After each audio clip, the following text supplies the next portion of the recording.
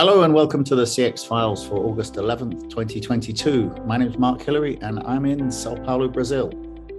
Greetings, Mark, from myself, Peter Ryan, here in Montreal, Canada. It's a beautiful day here, and we've got a very exciting podcast that we're going to be presenting to our listening community, one that focuses on a recent acquisition.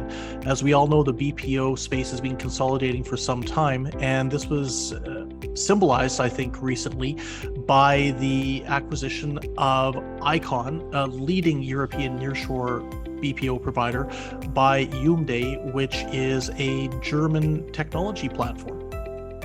Yeah, and we've got some, good connections to some of the people in Icon. Helen Hicken was on this show a few months back. Chris Haig, who does a lot of their work for media and communications and stuff, he did our logo, actually, the graphics you see on the CX Files. So, it was when I heard that Yoummday was buying Icon, of course, started Googling to find out what was going on. And it's great that you managed to get Claas on the podcast to talk about everything.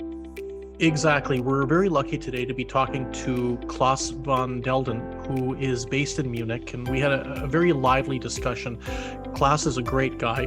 We talked a little bit about the Yoummday organization. I have to admit, Mark, it's a firm that I had not heard of, but certainly one that I think most, if not all, CX professionals need to have on their radar in terms of the platform that they provide for independent entrepreneurial working. We talked a little bit about what motivated them to look for an acquisition, and we talked about why Icon is a really solid fit for the Yoummday organization moving forward. Claas was very candid in terms of his responses, and I think that the BPO and the CX watchers around the world will certainly be intrigued, if not impressed, with how this acquisition is played out and really the potential for the enlarged organization moving forward. Yeah, and I think it's interesting because it sort of like blends two different sort of styles. Icon, is a BPO based in Prague. They have a few quite specific verticals. They focus on areas like electric vehicles, for example, which is quite niche and specialized. But Yoummday, and I thought it was interesting. It actually stands for "You Made My Day," doesn't it? So that's how this unusual name came about.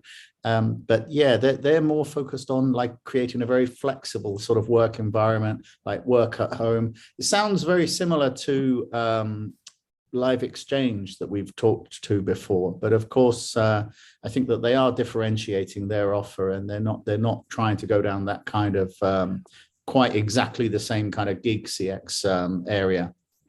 Yeah, very much so. They are unique in the marketplace, and as I say, this style of working is becoming much more popular with the clients. It's becoming much more popular with the buyers. And as you mentioned as well, Icon is very specific in its own niche, in its own right. It's a company that I got to know about back in 2005. I've seen them grow. They went from being focused exclusively on clients that were based in Western Europe to having different customers and different buyers from around the world. So really, this is an acquisition by Yoummday of a fairly significant magnitude in terms of what they're taking on. And as you mentioned as well, that niche in B2B, that niche in electric vehicles, these are all value add areas that I think are going to serve Yoummday well moving forward. Well, why don't we go straight to the interview and let's hear from Claas van Delden, the Chief Growth Officer at Yoummday. Great stuff.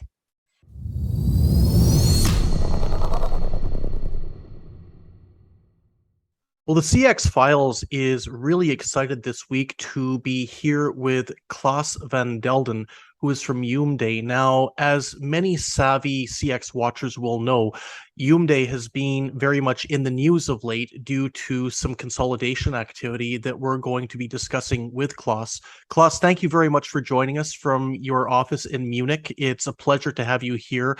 And given your experience in this space as well as mine, I can't believe our paths have never crossed before. Well, thank you very much, Peter. Thanks for having me. It's great to be with you.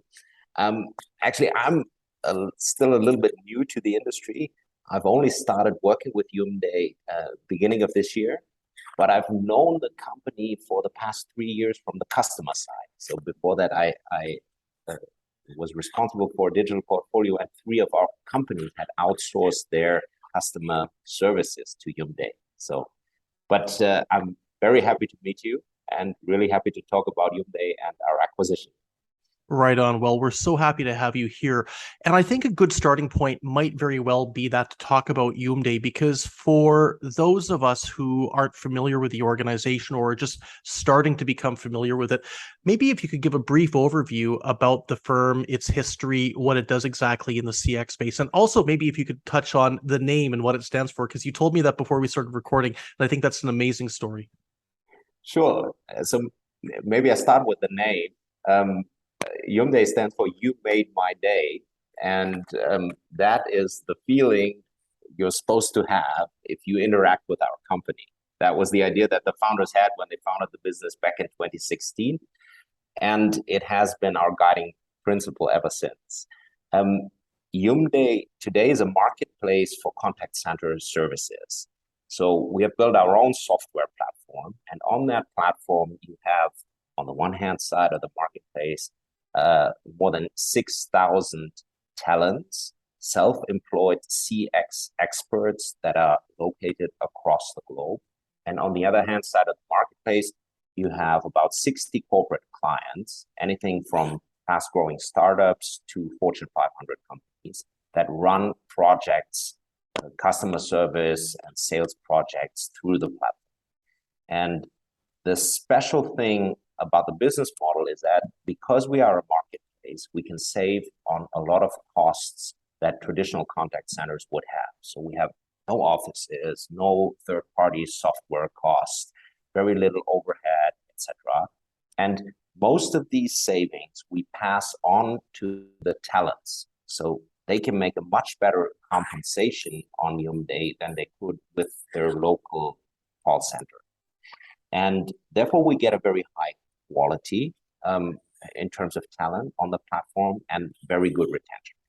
And from a client perspective, the USP is that we offer performance-based payment for everything we do. So the client will only pay if they really use the service and not for just providing capacity.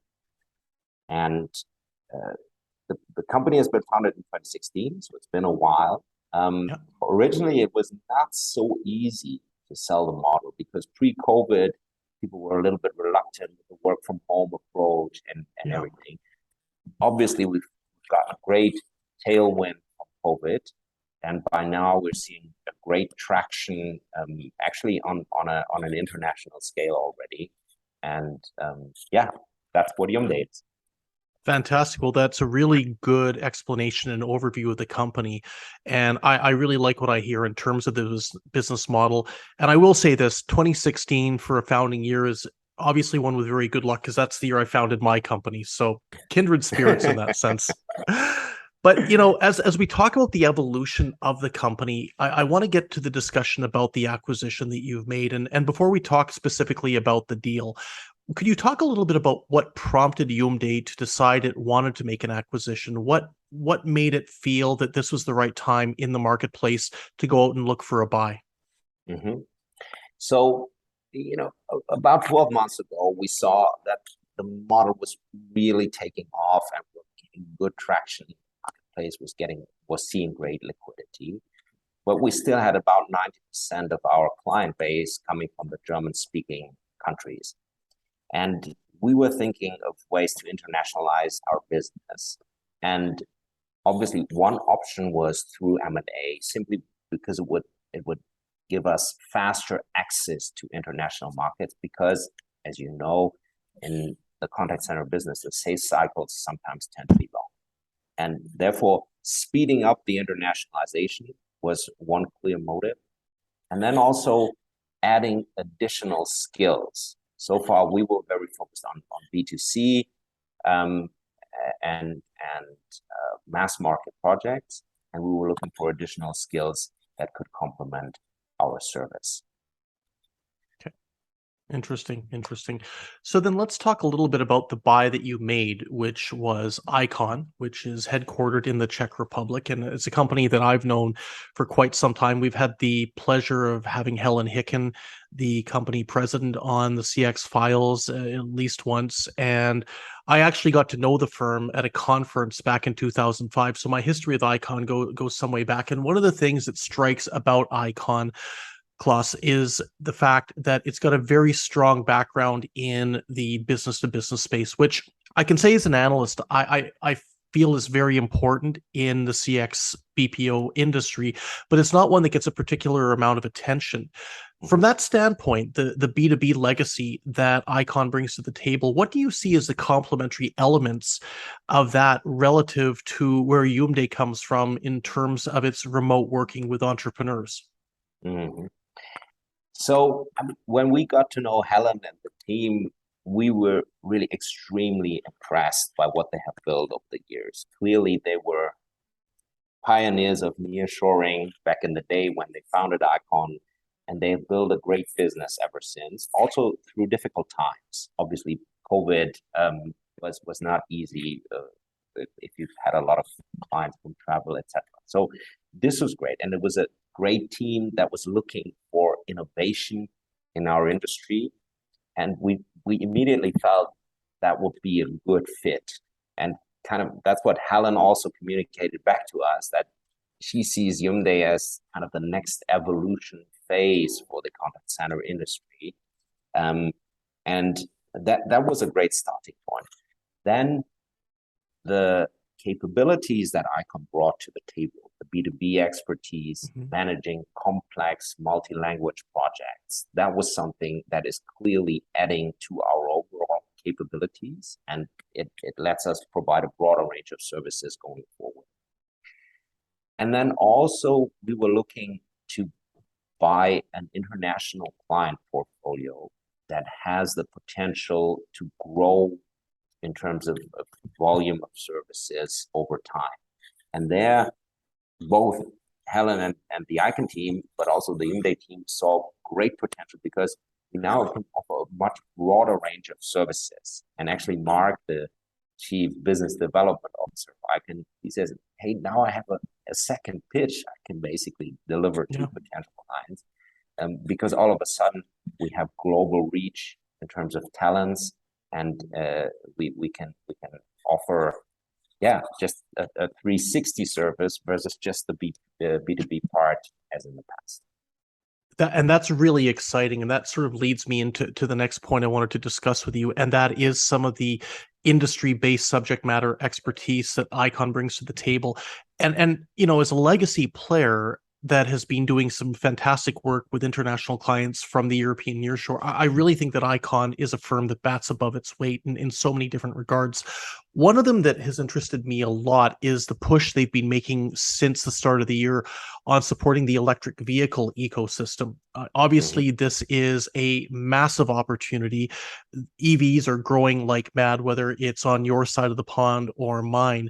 And the CX element has got to catch up on that. That's got to be an attractive, potential new disruptive industry for both Icon and Yoummday to really look to try and leverage some of that subject matter expertise that both sides of the deal bring to the equation. Absolutely. We think this is a great growth opportunity, the whole segment of electric vehicles, but also the infrastructure around it. Currently, we see a lot of demand for energy solutions, also for people's homes. And this is a fantastic experience that Icon brings to the table. And what we also see there is it may start with a B2B part of, for example, dealing with dealers or dealing with energy suppliers. But then there is also a huge consumer part of that electrification. And I think there, the Yoummday and the Icon capabilities really are complementary, and we can provide high volume services as well going forward. Okay, so as we finish up our discussion here today, Klaus, I'd be interested if you could give some thoughts about what's next for the combined entity as we move into we've moved into the second half of the year and going into 2023 and beyond. What's your vision for the future of Yoummday with Icon as an enabling part of its BPO capability?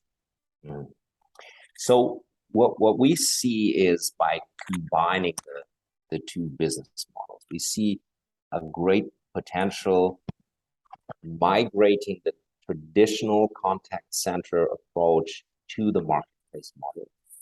And while doing so, giving clients access to a truly global talent pool with a lot of flexibility because of the self-employment model, and with a high quality because of the fact that we pay people much better and we have very high net promoter scores among our talent base. And with all of that, I think the ultimate goal will be to grow a truly international platform that has the potential to maybe disrupt the contact center industry a little bit. And I think we can all agree that this is an industry that is ripe for disruption. I mean, there is a lot of efforts going on by a lot of different players, but the more critical mass that we can develop with organizations like Yoummday taking on Icon, I think that there's so many different complementary elements that this is just going to be a net positive for all parties considered, whether it's the organization, whether it's the clients, and whether it's the end consumers. So, Claas van Delden, it has been an absolute pleasure meeting you and catching up with you today on the pod. And I hope that this is the first of many conversations we're going to have. Thank you very much, Peter. Thanks for having me and looking forward to any future discussions.